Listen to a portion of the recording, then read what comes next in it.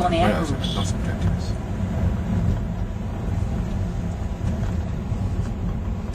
Donc là, nous sommes sur la route qui va à Lambesc pour rencontrer Monsieur Jean-François Richard dans sa maison, sa très belle maison d'ailleurs, vous pouvez voir.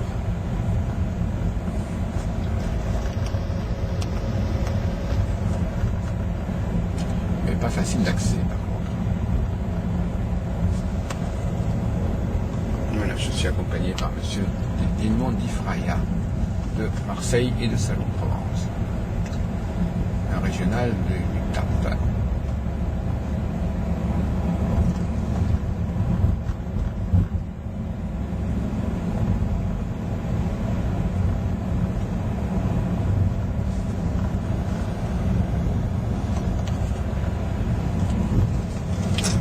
Oui, donc comme je vous disais, l'utilisation des planètes transsaturniennes est partie d'un postulat comme quoi l'influence de Pluton serait du même ordre au niveau physique que celle du Soleil. Et moi, en ce qui me concerne, je pense que l'intégration de nouvelles planètes, d'abord les visibles et puis les invisibles, passe par de tout autre critère que le simple phénomène solaire d'existence. Il faut aussi que ça ait été intégré par le psychisme, par la société, par tout un ensemble de traditions et de coutumes, avant que la planète véritablement ait eu le temps de nous imprégner psychiquement. C'est le facteur temps qu'il ne faut pas oublier, Monsieur Di Fraia. Moi, je crois à des planètes que nous connaissons depuis très longtemps, que nous avons intégrées dans notre mode d'organisation sociale depuis très longtemps, et pas à des planètes qui viennent débarquer, même si elles ont existé depuis tout le temps, elles n'étaient pas dans le champ intellectuel, mental, social de notre humanité d'autrefois. Or, l'astrologie trouve son intérêt, trouve son sens dans cette ancienneté même qui a fait que les astres ont fini par nous marquer, même si au départ ils n'étaient pas peut-être faits pour ça.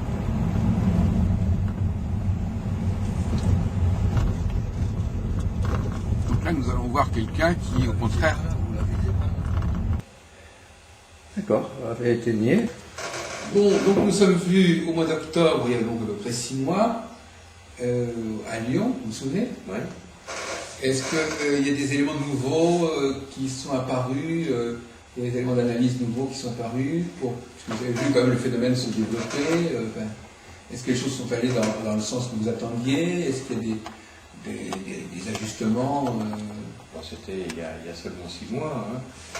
La crise économique, elle a continué évidemment avec l'opposition Saturne-Uranus. Et puis est apparue la grecque mexicaine, comme c'est pas à chaque fois, mais comme c'était souvent le cas avant une conjonction Jupiter-Neptune, celle qu'on va avoir à la fin mai. Oui, pour la première fois, et la deuxième fin décembre. Ce qui veut dire qu'on n'en a probablement pas fini avec cette mexicaine. Et c'est quelque chose qui était prévisible, une sorte de pandémie comme ça? C'était pas prévisible, c'était envisageable. La grippe espagnole a eu lieu juste avant une conjonction Jupiter-Neptune. La grippe de Hong Kong et la grippe asiatique de 58 et 68 ont eu lieu aussi juste avant une conjonction Jupiter-Neptune. Il y a énormément d'épidémies de peste dans les temps plus reculés, mais même plus récents, qui ont eu lieu avant une conjonction Jupiter-Neptune. Parfois on remarque que ça se produit après une opposition Jupiter-Neptune, c'était le cas de l'épidémie de SRAS en 2003, la grande peste de Londres, je ne me rappelle plus... 766 je crois. Je ne me rappelle plus la 17e. date, mais le cas le plus fréquent, c'est juste avant une conjonction Jupiter-Neptune.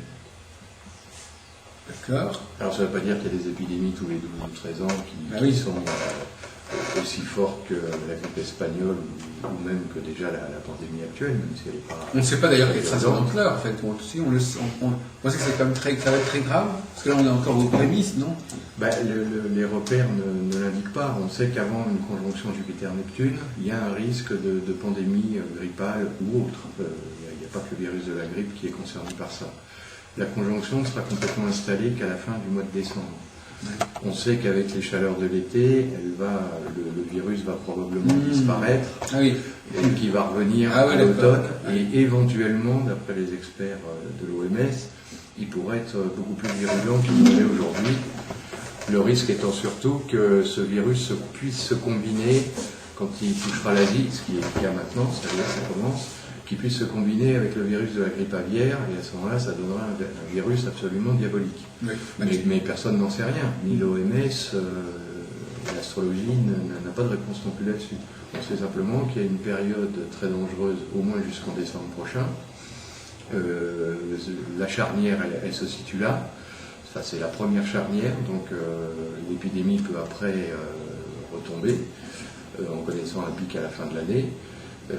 Maintenant, il y a parfois d'autres paramètres qui jouent et qui font que l'épidémie peut se poursuivre. Mais la première charnière, c'est la conjonction exacte qui aura lieu que le 21 ou le 27 décembre, je crois. Et alors justement, donc pour revenir à la fameuse question de la crise, est-ce que vous voyez la sortie de la crise économique? Pas du tout. On en a pour jusqu'en 2020 avec cette crise. Ah d'accord, excusez-moi, j'ai pas en tête vraiment ce que vous m'avez dit la dernière fois. Non, la crise, elle est très simple. C'est une opposition Saturne-Neptune de 2006 à 2008. Dans la foulée, une opposition Saturne-Uranus qui va durer jusqu'en 2010. Et une opposition Saturne-Uranus, c'est un paramètre typiquement récessionniste. Lors de l'opposition du milieu des années 60, il y avait eu ce qu'on a appelé une mini-récession aux États-Unis, mais parce que le contexte est tellement fabuleux par ailleurs que l'opposition, elle a joué, mais on en a vu très peu les effets. Enfin, il y a eu des risques de faillite bancaire, dont personne ne se souvient aujourd'hui au milieu des années 60. La BNP est née de concentration bancaire, le gouvernement français voulant justement éviter des risques de faillite. Aux États-Unis, il y a eu aussi des problèmes. L'opposition précédente, c'était 1918 à 1920, alors la faillite en chaîne. Celle d'avant, c'était 1873, faillite monstrueuse de banque. Bon, pour le moment, on en est là. Pour le moment, on en est là. Donc déjà, c'est pas terminé, puisque cette opposition va encore se nouer 2 fois. Oui. À l'automne 2009 et puis pendant l'été 2010. Donc on n'a pas fini d'en voir les répercussions, puis peut-être que le virus de la grippe peut rajouter aussi un élément négatif au plan économique qui sera en quelque sorte un peu la cerise sur le gâteau. Mais les banques vont être probablement à nouveau concernées par la crise à partir de l'automne prochain. Est-ce que ça veut dire que les mesures qui sont prises ont été inefficaces ou insuffisantes? On n'a pas vu exactement l'ampleur ou les remèdes apportés. Les plans de relance vont avoir une certaine efficacité. Maintenant, ça, c'est pas de l'astrologie, c'est de l'économie. L'intérêt de ces plans de relance, c'est qu'ils vont soutenir de façon artificielle l'économie. Alors moi, je pense qu'il faut... Alors, ils vont probablement jouer à relativement court terme. On voit déjà certains petits effets ici ou là. Évidemment, quand on donne des chèques au ménage, ils dépensent au moins en partie ces chèques. Ça soutient un petit peu la consommation. Donc, les ventes automobiles, par exemple, arrêtent de baisser. En tout cas, c'est moins dramatique que les mois précédents. Bon, mais ça, c'est normal. Dans une crise, ça se passe toujours comme ça. C'est jamais en ligne droite. Les plans de relance, à mon avis, dépendent d'un demi-sextile Uranus-Neptune qui apparaît là au mois de juin, mais qui, à mon avis, va surtout avoir une certaine importance quand l'opposition Saturne-Uranus sera complètement dépassée, c'est-à-dire après l'été 2010, et là on aura, oui, à force de dépenser de l'argent, on va avoir un certain effet de relance économique. Maintenant, si on regarde plus loin, à partir de 2012, le demi-sextile Uranus-Neptune aura fini, au moins de façon très directe et très franche, son effet positif. Et puis on va tomber sur un carré Uranus-Pluton, qui lui, comme par hasard, signifie des problèmes économiques liés à l'endettement des États, la fiscalité et la bureaucratie.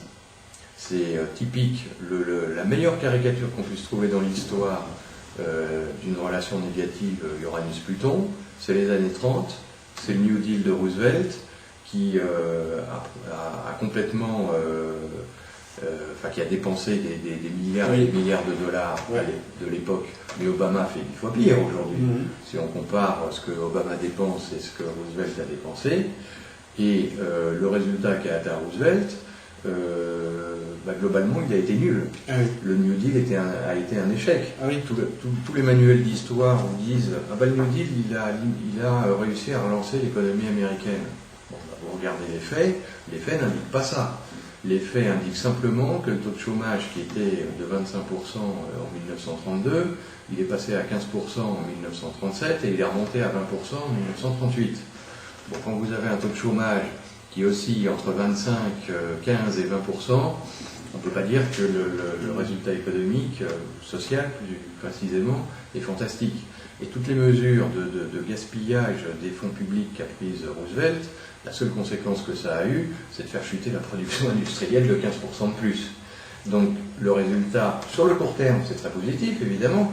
On dépense de l'argent qu'on n'a pas, on finance de la croissance à crédit, mais comme cet argent, il faut bien le rembourser d'une façon ou d'une autre, on augmente la fiscalité, c'est ce qu'avait fait Roosevelt. En augmentant la fiscalité, il avait été jusqu'à porter le taux maximal de l'impôt sur le revenu à 90%. Il avait asphyxié toute l'économie, évidemment. Il avait ruiné les classes moyennes.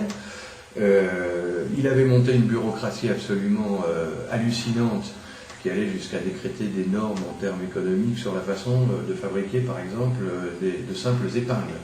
Elles devaient avoir telle longueur, telle épaisseur, être de tel métal et avoir tel type de tête.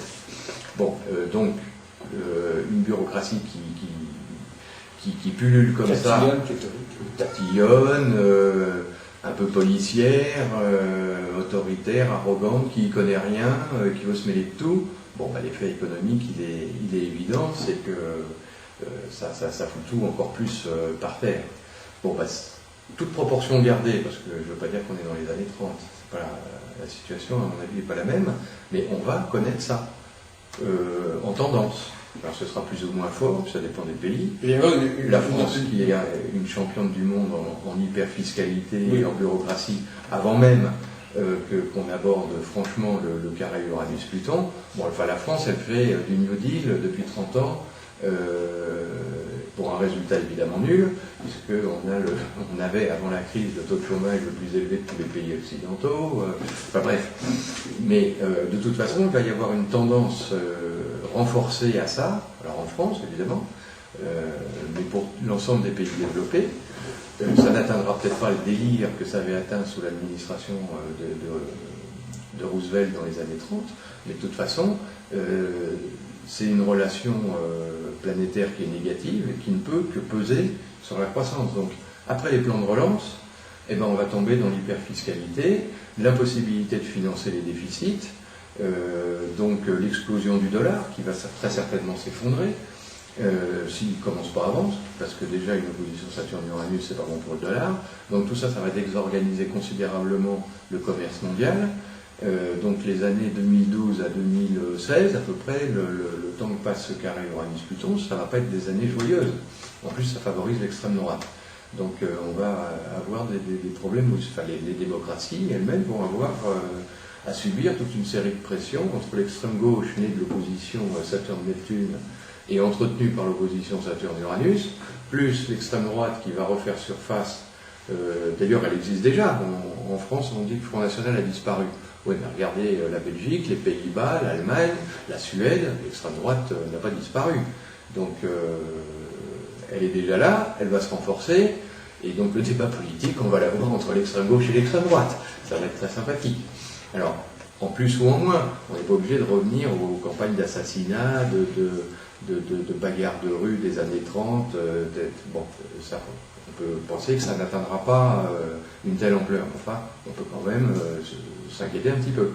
Bon, puis si on continue, après le carré Uranus-Pluton, il y a quelque chose de positif? Non, ça reste négatif. On a un demi-carré Uranus-Neptune qui est parfaitement adapté à ce qu'on peut en penser au plan économique, c'est-à-dire que pour se sortir d'un endettement excessif, il faudra de l'hyperinflation. Parce qu'il n'y a que l'inflation qui est capable de tuer une dette, de la réduire. Donc on va avoir de 2017 à 2019 un demi-carré Uranus-Neptune qui va provoquer la même chose que dans les années 70. Il y avait eu lieu le précédent de 72-73 à 74-75. C'était le moment où l'inflation a explosé dans l'ensemble des pays occidentaux. Donc ça va ruiner un peu plus les classes moyennes et leur épargne.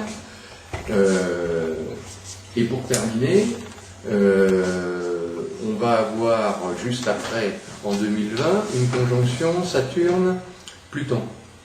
C'est positif quand elle aura eu lieu, mais avant qu'elle ait lieu, c'est négatif et c'est une nouvelle récession économique, provoquée évidemment par l'hyperinflation précédente, parce que le schéma économique, bon, il ne sera peut-être pas tout à fait juste, mais le schéma astrologique ne sera peut-être pas tout à fait juste, dans le sens où, bon, il peut y avoir des éléments qu'on ne prend pas forcément en compte aussi longtemps à l'avance, hein, on est déjà 13 ans plus tard, 13 ans plus loin.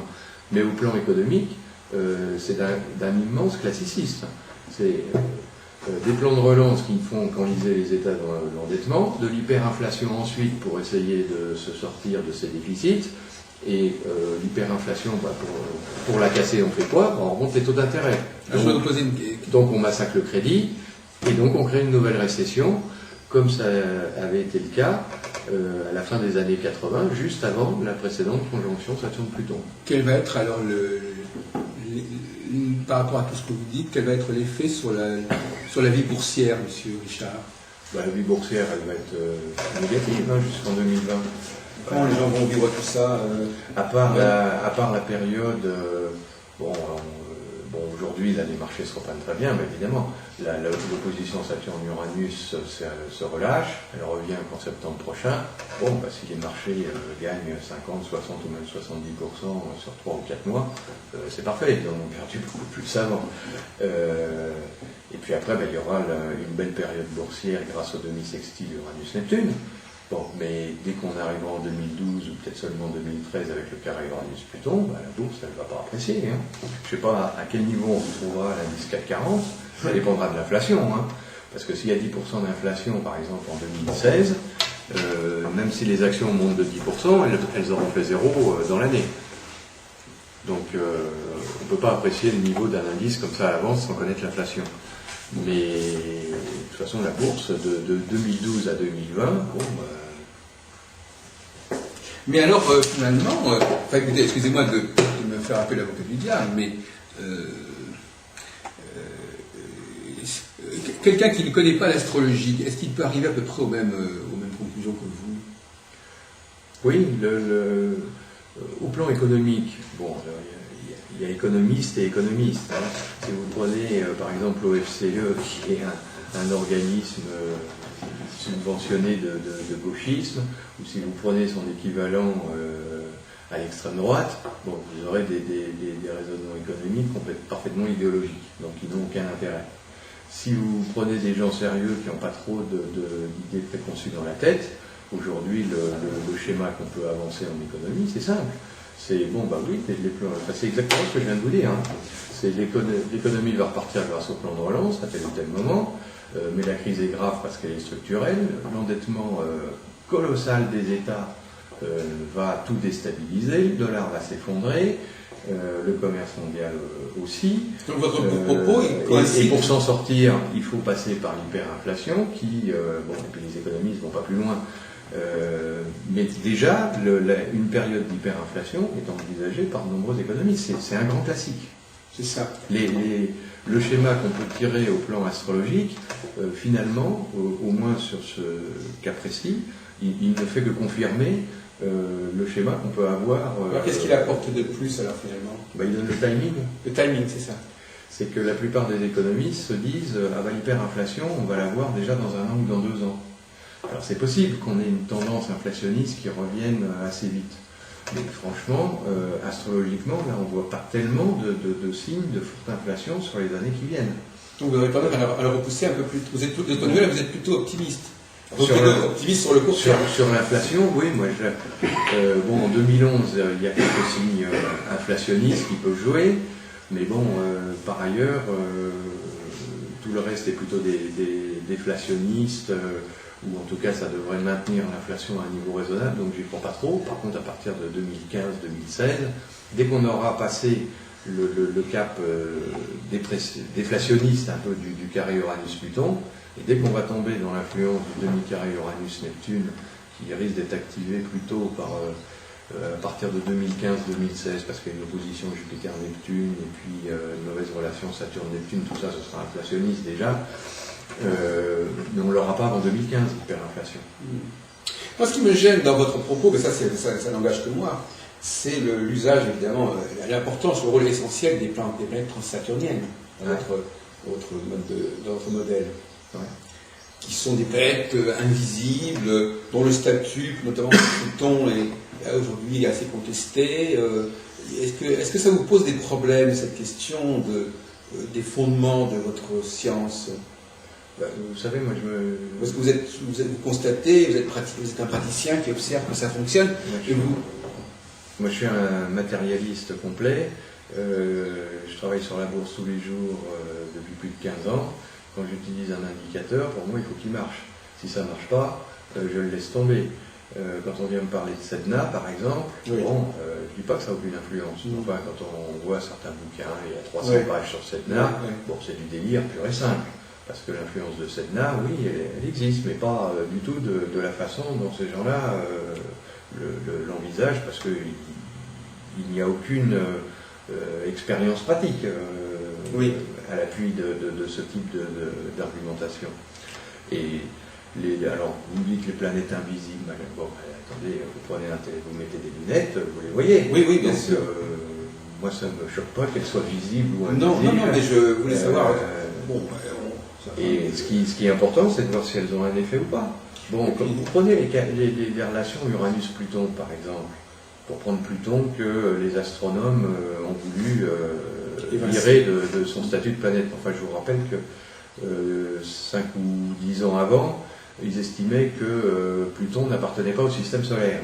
Bon, c'est quand même curieux de dire qu'une planète n'appartient pas au système solaire quand on sait qu'elle tourne autour du Soleil. Donc elle est son orbite tourne autour du Soleil et donc elle dépend de l'attraction du Soleil. Bon, alors comment des astronomes soi-disant sérieux ont-ils pu éjecter d'un système solaire une planète qui tourne autour de lui? Vous pouvez m'expliquer? Bon, ils n'ont pas su l'expliquer non plus. Et donc, quelques années après, ils se sont dit, enfin si, Pluton fait quand même partie du système solaire. Bon, alors, ils peuvent jouer aux billes avec le système planétaire s'ils veulent. C'est pas ça qui peut gêner qui que ce soit qui cherche à voir si Pluton a oui ou non une influence sur ce qui se passe sur Terre. Il faut regarder les relations entre Uranus et Pluton et vous les prenez au négatif uniquement. Vous voyez le nombre de guerres qu'il y a sous des relations négatives Uranus-Pluton. Ça commence avec les guerres de la Révolution française, on continue avec les guerres napoléoniennes, on arrive au premier conflit mondial, etc. Bon, moi je veux bien que Pluton n'ait aucune influence. Écoutez, on va être obligé d'arrêter notre... Est-ce que ça vous ennuierait qu'on repasse vous voir demain?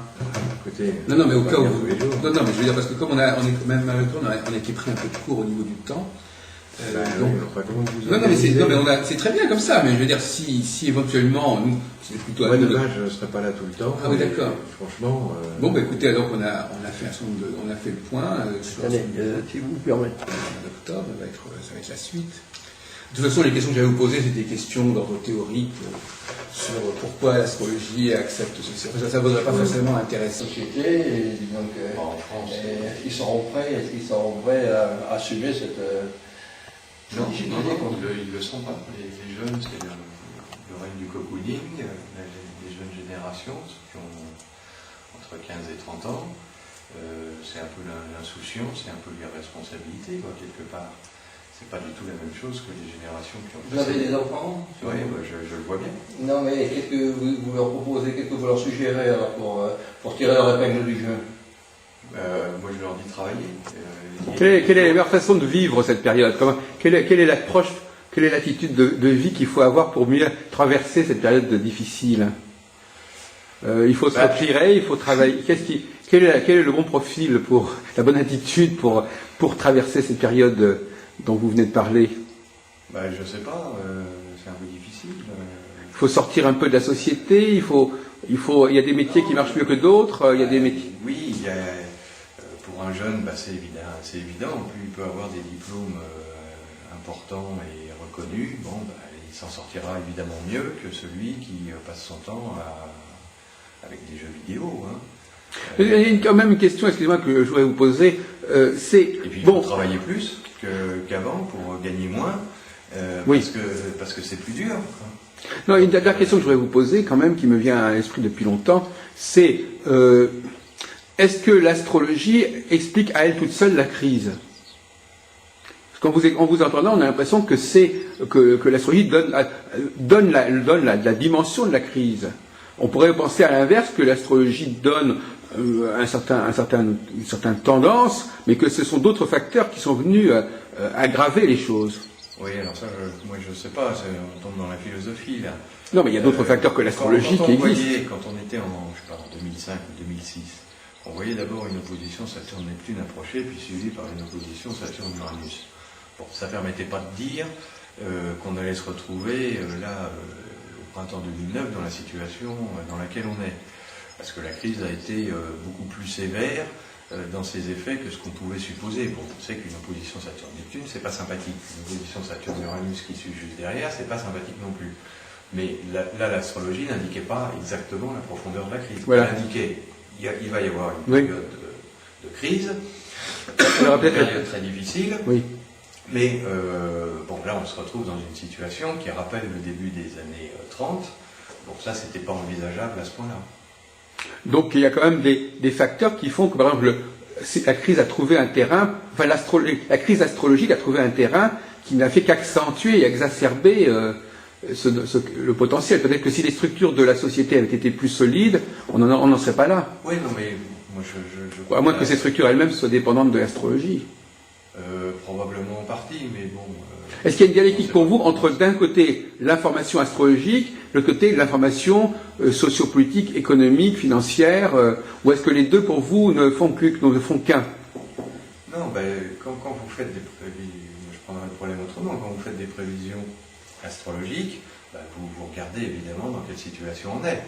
Quand on a commencé à voir que les press subprimes, ça devenait complètement déraisonnable, bon, Saturne-Neptune, ça touchant à la consommation et notamment aussi au prix du pétrole, des matières premières agricoles, etc. C'est-à-dire à la consommation des ménages. Quand on a vu que l'immobilier pouvait être concerné, bon, c'était pas compliqué de se dire, bon, les press subprimes, c'est eux qui vont être à l'origine de la crise. Et ça, on pouvait pas le prévoir 10 ans avant, parce qu'on savait pas que ça allait prendre une telle ampleur. Bien sûr, oui.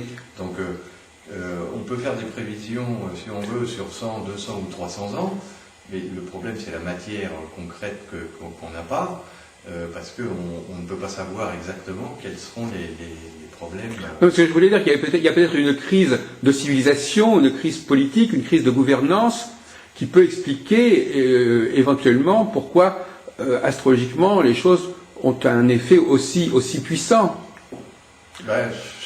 Il y a peut-être des raisons, disons, fondamentales à notre société qui viennent amplifier le phénomène proprement astrologique. Non, là, je vous suis pas. Parce pour vous, que l'astrologie explique tout ce qui... La crise actuelle, telle qu'elle s'est produite, on en a connu des dizaines, dont les ressorts étaient exactement les mêmes. Voilà. Jusqu'à probablement celle qui se rapproche le plus de la crise actuelle, c'est celle de 1873, qui avait commencé en Autriche, avec des prêts immobiliers délirants, avec une bourse qui avait flambé parce que tout le monde croyait que ça allait... c'était complètement déraisonnable, donc une spéculation absurde. On peut remonter à 1637 avec la crise sur les bulles de tulipes hollandaises, c'était pareil. C'est toujours une spéculation et des achats à crédit, d'une façon ou d'une autre, qui font que la roue s'emballe. Et puis il y a un moment, dès que les cours commencent un peu à baisser, que ce soit en 1873, en 1637, en 1929, en 87, avec le krach boursier, ou récemment, quand on atteint le sommet, ça peut redescendre.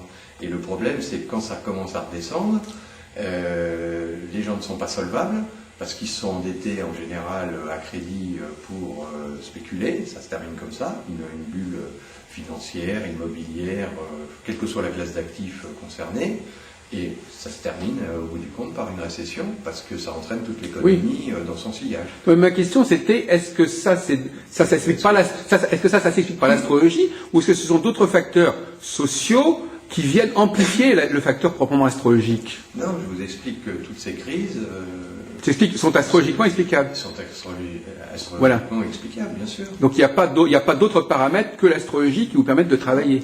Voilà, c'est ça que je voulais savoir. Non, c'est ce que je raconte dans le bouquin Oui, d'accord. que j'ai fait. Les autres paramètres, c'est l'intensité qu'il peut avoir, quoi. Oui, alors ça c'est... Exactement, monsieur Dufrayen. C'est ça que je voulais dire. C'est là le dilemme. C'est-à-dire soupeser la gravité que va avoir une crise ou une période positive. C'est souvent, parfois on a des repères parfaitement concordants, donc on peut envisager quelque chose de grave ou pas grave. Puis il y a d'autres moments, par exemple là, bon, c'était très négatif évidemment, mais de là à envisager qu'on allait avoir une crise qui allait s'enchaîner de façon aussi implacable que ça a été le cas, et on voit le lien entre les deux oppositions, Saturne-Neptune, Saturne-Uranus, elles se sont parfaitement conjuguées toutes les deux. La mécanique qui s'est mise en place est assez diabolique. On n'était pas, avant que ça se produise, c'était un peu difficile d'envisager que ça allait vraiment se passer comme ça. Ça pouvait être une hypothèse, mais on pouvait se dire, bon, ce ne sont que deux oppositions saturniennes quand même. Alors on sait que c'est récessionniste, d'abord inflationniste, ensuite récessionniste. D'accord, mais enfin, l'ampleur, pas tellement de la période inflationniste d'ailleurs, parce que quand même, le pétrole à $150, mais surtout l'ampleur de la récession derrière, bon, c'est quand même quelque chose qu'on n'a pas connu depuis plusieurs décennies. Donc, comme ça, l'astrologie, à mon avis, ne pourrait pas l'envisager. Ah voilà, on est bien d'accord là-dessus. Mais parce que c'est une question de degré. On pouvait prévoir la crise, mais le degré, l'ampleur exacte de la crise, bon, moi je suis le premier surpris en voyant... Et les facteurs d'amplification sont des facteurs lourds qui sont liés à notre société ou c'est le hasard qui a fait que c'est... Est-ce que c'est le hasard qui fait que les choses se sont amplifiées ou est-ce que ce sont des facteurs profonds? On y va, hein. Voilà, au revoir.